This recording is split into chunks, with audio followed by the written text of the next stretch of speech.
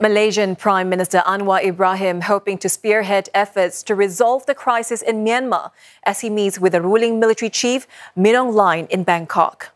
Malaysia currently holds the ASEAN chairmanship, and Mr. Anwar is looking to get a ceasefire in Myanmar extended and facilitate more flow of aid to the quake-stricken nation. The military declared a 20-day truce early this month in the wake of the earthquake on 28th of March, after rebel groups did the same. However, international agencies have noted no let-up in military airstrikes during the ceasefire. The country has been deep in a civil war since 2021.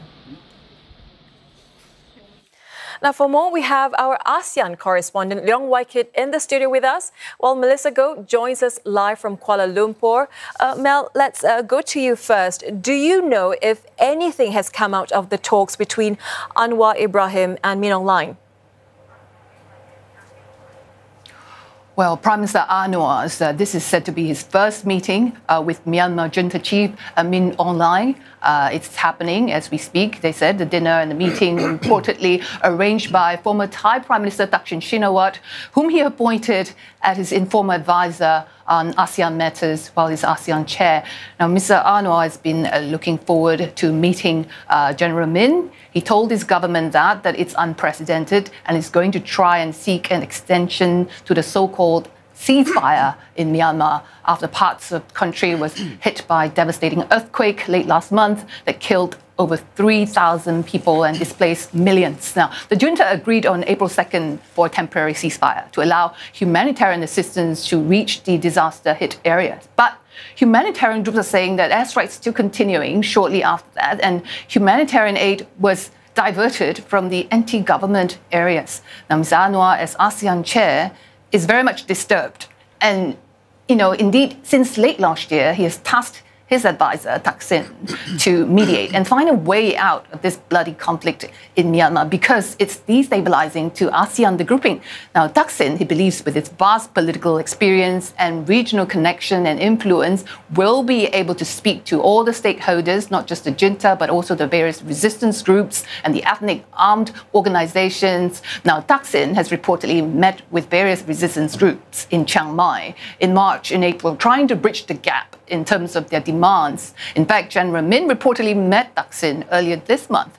But many political observers are telling me that they're concerned, including the former Foreign Minister Saifuddin Abdullah himself. He worried that Mr. Anwar, in meeting the general unilaterally, may provide a window for him to try to normalize the situation, international relations, and undermine ASEAN's efforts as a whole.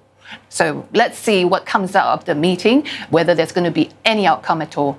All right, thanks for that, Mel. We just heard from Mel there that Malaysia is hoping to get an extended ceasefire. What is Myanmar hoping to get out of these talks? Friendship, support from the international community, and at the end of the day, a seat at the ASEAN table. Now, the Min Aung Hlaing of today has fewer bargaining chips, and he has a lot more at stake because right now he doesn't control all of Myanmar. He's lost numerous territories to his opponents. He now has to manage a post-disaster Myanmar, a post-earthquake Myanmar. But if you look back at 2022, that was the first time an ASEAN chair, back then it was Cambodia, that was the first time an ASEAN chair had met Min Aung Hlaing after the military coup. What happened after that? Nothing. Because he did not end violence. Not only that, that year, in 2022, he went on to execute 4 political prisoners. Many observers say that it was a big slap to Mr. Hun Sen's face because there was high-level engagements on the one hand, and then you've got this situation. But like I said, today, the dynamics are totally different. This is, of course, Myanmar's point of view. And at this point, I want to bring in Mel's take on Malaysia's point of view. Mr. Anwar is now in Bangkok, as we all know, on the one hand, to find a solution. On the other hand, he's also being slammed for this engagement. So, Mel, how does Mr. Anwar balance this?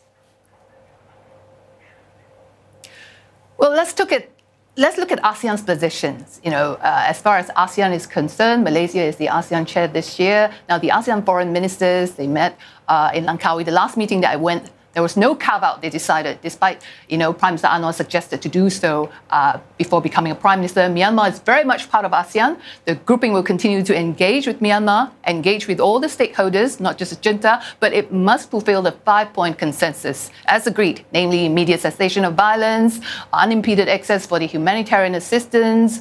They also appointed a permanent envoy. Osman Hashim was appointed in the last meeting. And Osman Hashim is the former Wisma Putra or Foreign Ministry Secretary General, and he is accompanying Prime Minister Anwar in this trip. Now, as far as the other ASEAN members concerned, the consensus is Myanmar cannot hold the next general election until this 5-point consensus have been met, because otherwise it will not be tenable. That was the situation as we left it in the last ASEAN Foreign Minister meeting. Waikit, earlier you said that dynamics are different now, but what about the anti-military government groups in Myanmar? What have they said to these latest developments?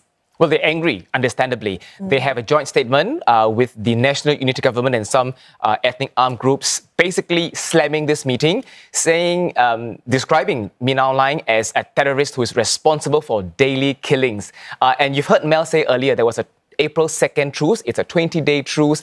But Mel also mentioned that there have been airstrikes. In fact, the NUG say that there are at least 92 airstrikes and attacks since that so-called truce on April 2nd. So they are unhappy about the situation. They're also urging that aid should not be sent to the junta. According to the NUG, junta only has some 22% of control in the country. The aid should instead be sent to other stakeholders, including the NUG. All right, pleasure to speak with you, Waikit. And Mel, thank you so much for speaking with us. That was CNE's Melissa Goh in Kuala Lumpur and Leong Waikit here in the studio with us.